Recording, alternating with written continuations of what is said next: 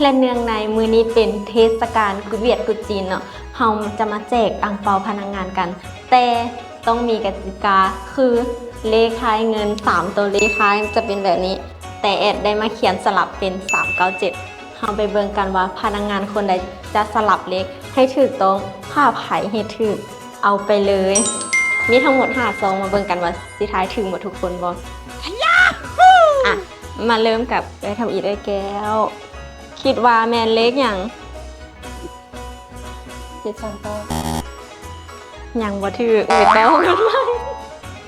ใช่ก็คิดว่ามันเล็กอย่าง793อย่างบ่ถือไปต่อคนต่อไป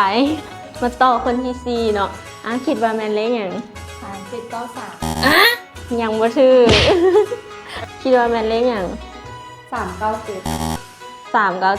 ยังบ่ถือเพราะว่าถือตัวเลขเอสเลย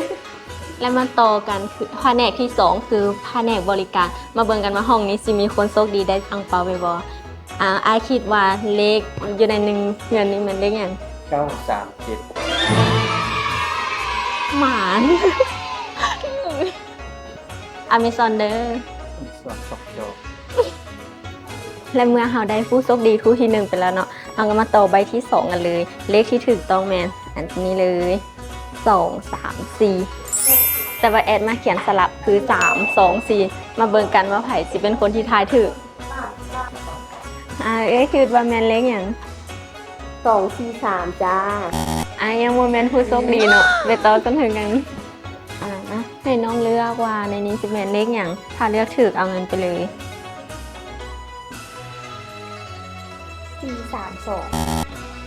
432ยังบ่ถูกไปต่อคนต่อไปแล้วไอ้คิดว่ามันเลขหยัง423 ยังบ่ถูกมันคนต่อไปไอ้คิดว่ามันเลขหยัง342ยังบ่ถูกไปต่อคนต่อไปแล้วไอ้คิดว่ามันเลขหยัง2 3 4เรียงกันนั่นแหละถูกต้อง นี่เนาะในที่สุดเราก็ได้ผู้โชคดีคนที่2ไปงามเป็นใบงามนี่มอบเงิน